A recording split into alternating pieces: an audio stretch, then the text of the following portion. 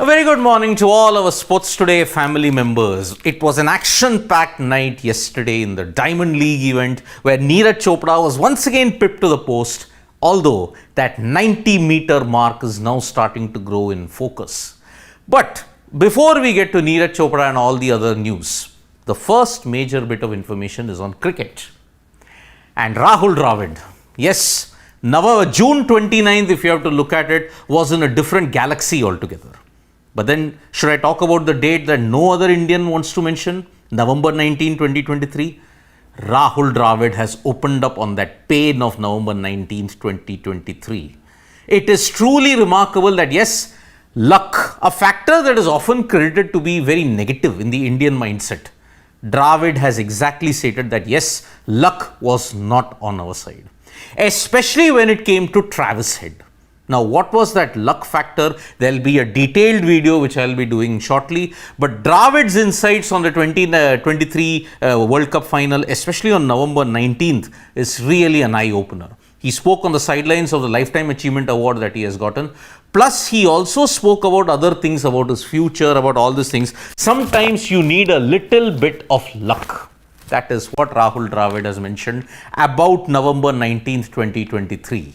So, do check that video out, which you're going to do very shortly on Sports Today, about Dravid, World Cup pain and the luck factor. There is some grave reports coming in from the England dressing room at this point in time that apparently two Lancashire players in Andrew Flintoff and Jos Buttler have had a fallout.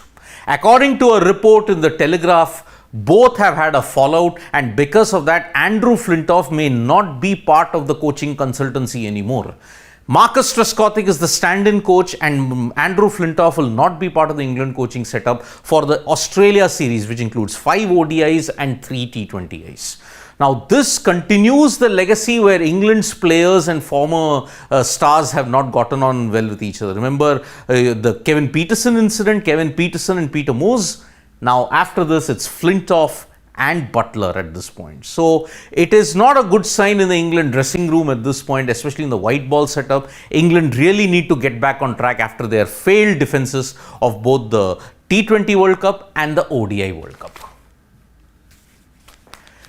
In the red ball setup, apparently it is a very close tussle at this point between Sri Lanka and England. Yes, England have taken the lead thanks to Jamie Smith, who's hit 72, and England will be hoping to capitalize on this lead and build a big one and bat Sri Lanka out of the contest. They are scoring at a quick rate, which means even if rain delays happen, unless there is a major rain delay where one whole day is washed out, England will be the favourites. Unless Sri Lanka with Asita Fernando and Prabhat Jayasuriya pull something out of the hat, it is very, very difficult for them to come back. Why wasn't he allowed to score a 200? Now, that is the thing that every cricket fan will be asking. If you look at what was the thing with Shan Masood, he was actually going to go for a victory for one simple reason. Pakistan didn't have that much of time. The first day began late, second day they batted most of it. Now on the third day, they know that wickets will be tough on that Rawalpindi wicket. Already Bangladesh are 1 wicket down. Now they'll be hoping that yes, Pakistan run through them and ensure they win a test match. Rizwan 171, fantastic effort from him. But once again, could he have waited a bit longer for the 200? Maybe, maybe not, but Shan Masood had his reasons. Neeraj Chopra.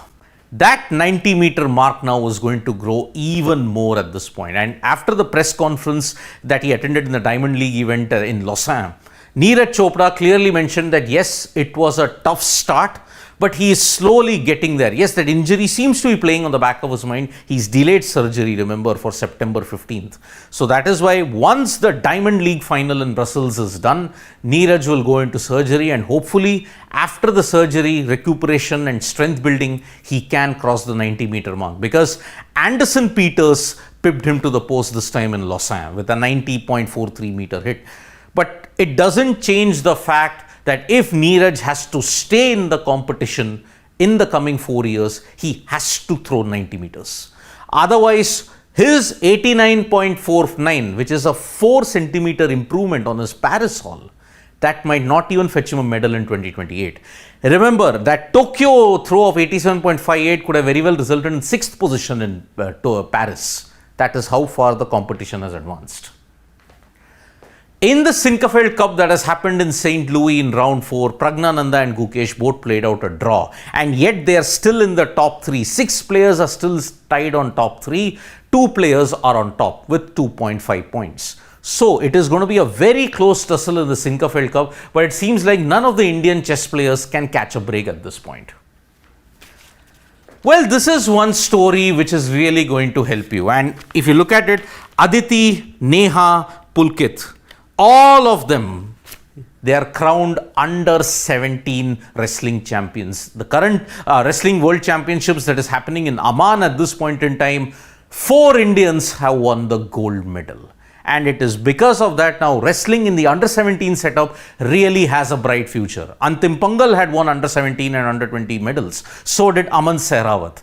The next crop, if you have to look at it, they will be really hoping that they can carry on the successes that has been led by past wrestlers like Sushil Kumar, Ravi Daya, Bajrang Punia, Vinesh Fogart, all of them. So, you've actually gotten 4 gold medalists, Aditi, Neha, Pulkit, and one more. So, that is why Greco-Roman, freestyle, in all the categories, it's been a total domination by the Indian team, and congratulations to them. So, lots to look forward to today when you have to look at the Dravid coach plus Neeraj Chopra, his Diamond League final qualification, how is he placed? I'll be doing a special explainer on that. So do check out Sports Today. Thank you so much folks for joining us for this live. Subscribe and don't forget to tap that bell icon so that you know when we go live. Bye-bye.